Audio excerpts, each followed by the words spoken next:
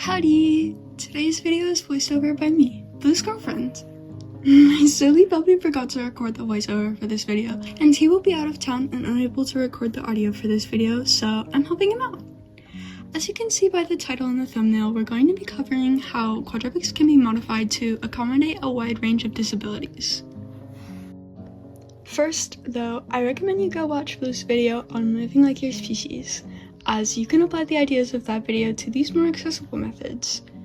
One thing that comes up frequently in the topic of quadrobics is, how do we make quadrobics, or moving like one species, more accessible for those in our community who are physically disabled?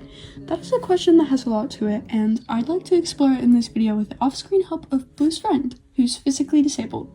Blue wanted to get his help with this since Blue is physically able and didn't think it'd be appropriate to try to make this video without consulting someone who has lived with a disability.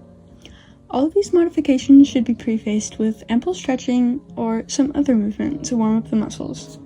I recommend frequent breaks, stops for glucose intake, air breaks, and any other needs you may have. One way I think quadrobics would be made more accessible is simply by modifying the movement by walking on your knees instead of your hind feet. It takes the pressure off your lower back, shoulders, wrists, and quads while still allowing that quadrupedal movement. If you strap on some knee pads, then it can still feel like you're walking the way you were meant to. This method, I think, would be best for those who have less strength from muscle aches, chronic fatigue, fibromyalgia, and POTS, as well as those with bone growth issues such as scoliosis, or what Blue's friend has, where his bones have grown differently on one side of his body compared to the other. I also think that doing quads on trampolines help take the weight off your limbs. I think this would be especially fun for high jumping animals like rabbits, grasshoppers, and such. We can definitely take this further though. Wrist, elbow, knee, and ankle braces can provide further support. Kinesiology tape could also be a replacement for braces and can be applied in a way that helps with hypermobility. Even as an able-bodied being, Blue has personally found wrist braces to be very useful when doing quads. These braces provide more support for beings who have joint issues.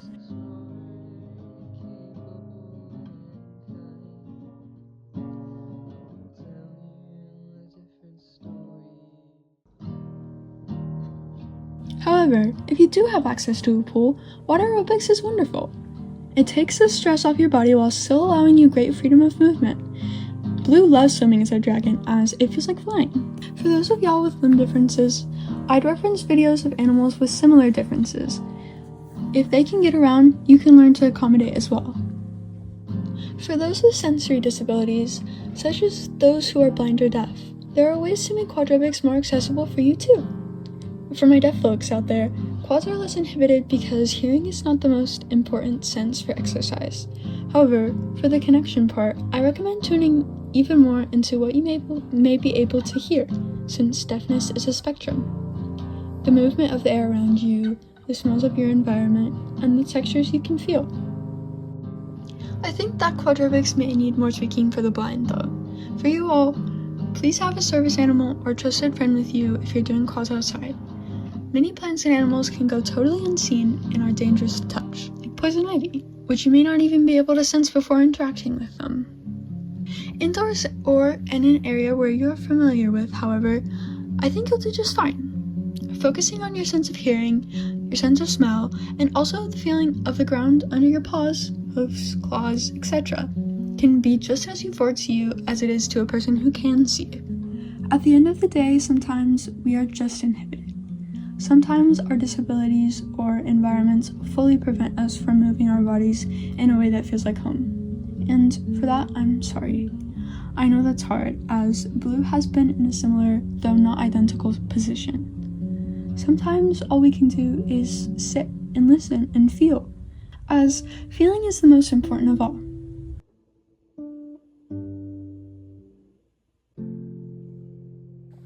Multiple of these ideas can be mixed and matched to each individual, since how people experience even the same disability will always be unique. I have read so many heartbreaking posts from beings about how trapped they feel because of their disability, and I want to hopefully give those with disabilities in our community an outlet to express themselves that physically able beings like myself often take for granted. You are all welcome in this community, no matter your differences. Hopefully, you can try some of these methods out and find a type of movement that works for you.